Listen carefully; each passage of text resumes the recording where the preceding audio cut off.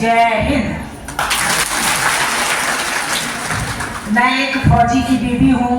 मैं यहाँ आकर के बहुत टाइम बाहर रही हूँ, साथ में यहाँ आए हुए भी 8-10 साल हो गए आप लोगों के बीच में रहते हुए।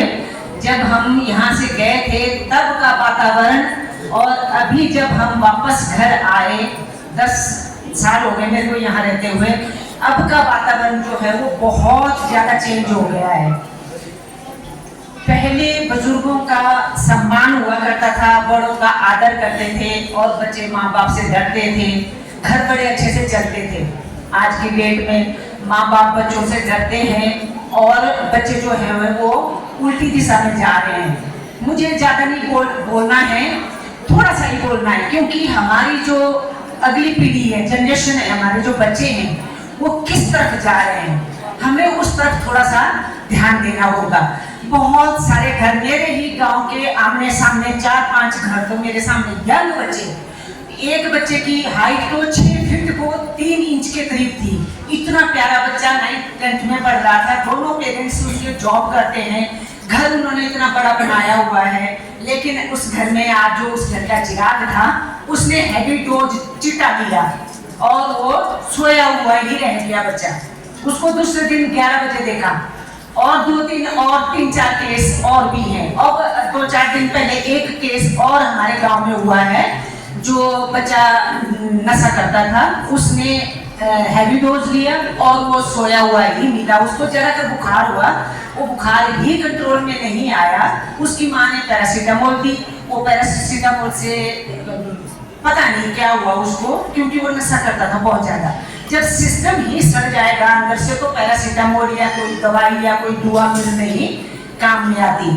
तो मुझे सिर्फ आप बहनों से इतनी जरूर रिक्वेस्ट करनी है कि अगर चाहे तो हम सभी मिलकर अपने एरिया को हम नशा मुक्त कर सकती है, अगर हम सब ध्यान दें इस चीज को।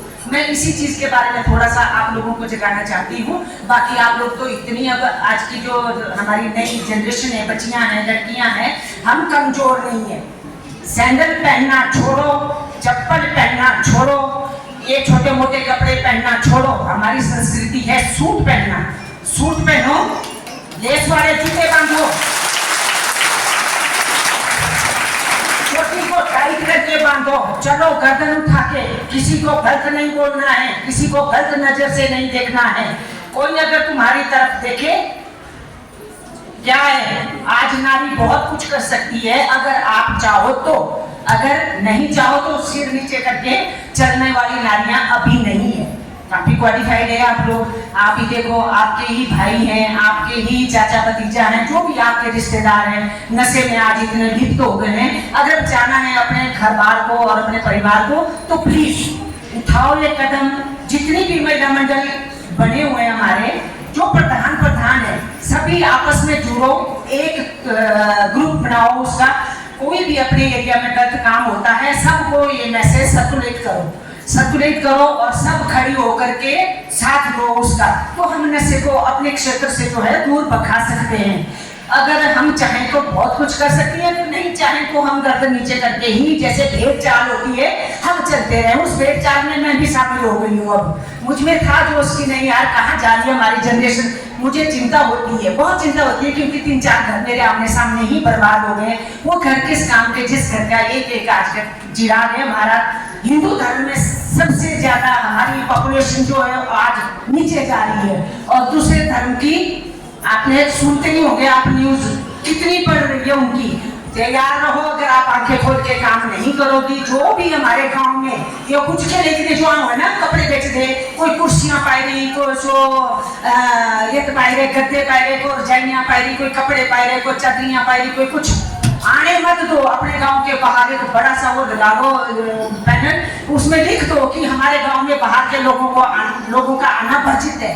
इतना कर करो, अपने आप समझ जाते हैं। हिंट दे दो उनको कि हमारे गांव में आए तो हम छोड़ेंगे नहीं। प्लीज जागो, मेरी इतनी ही रिक्वेस्ट है आप लोगों से। और मैं अपने अभी फौजी भाइयों से ये रिक्वेस्ट करती हूँ, आप फौजी जो है, आप देखो, आपने हिंदुस्तान की रक्षा करी है चाइना बॉर्डर पे, पाकिस्तान बॉर्डर पे, उस तरफ बर्मा बॉर्डर पे, उस तरफ क्या बोलते हैं बंगाल के उसमें बंगाल बॉर्डर पे, हर जगह करी आपने देश की सेवा। क्या तभी तक था हमारा धर्म, जब तक हम फौज में रहे तभी तक था? नहीं। आपने देश के लिए इतना करा है तो क्यों नहीं आज आप जुड़ पा रहे हैं, क्यों आप इकट्ठा नहीं हो पा रहे हैं इधर?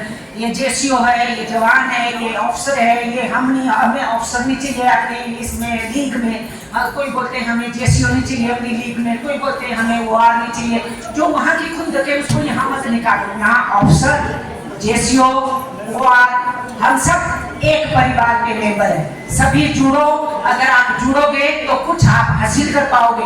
और आप वहाँ पर देश की सेवा करते थे, क्या हम आप अपने गांव में आए हुए? कौन है हमारे यहाँ? हमारे सब रिश्तेदार हैं, सबके सब रिश्तेदार हैं। हमारे अपने बच्चे जो हैं वो इतना नशे में डूब रहे हैं। हम फौजियों के लिए शर्म की बात है कि आज आकर के हम अपनी गाय और भैंस के बीच में ही रह गए हैं। इतना कर काम रह गया हमारा। जब तक शरीर में सांस है थोड़ा थोड़ा काम करते रहो, हल्का हल्का। हम नहीं बोलते कि आप अपने शरीर की जितनी कैपेसिटी है उससे बाहर काम करो, नहीं, थोड़ा थोड़ा करो, जगाओ। देश वहाँ भी हमारा ही था, उससे पहले गांव हमारा सबसे, जहाँ गांव मजबूत होगा वहीं पर हमारा शहर मजबूत होगा, हमारा देश मजबूत होगा। बस मैं इतना कही कहूँगी। लेकिन मैं आपका साथ कुछ गलत बोल रहा हो तो माफी चाहती हूँ। YouTube पर हमारे चैनल को सब्सक्राइब करें और रेगुलर अपडेट के लिए बेल आइकन दबाएं।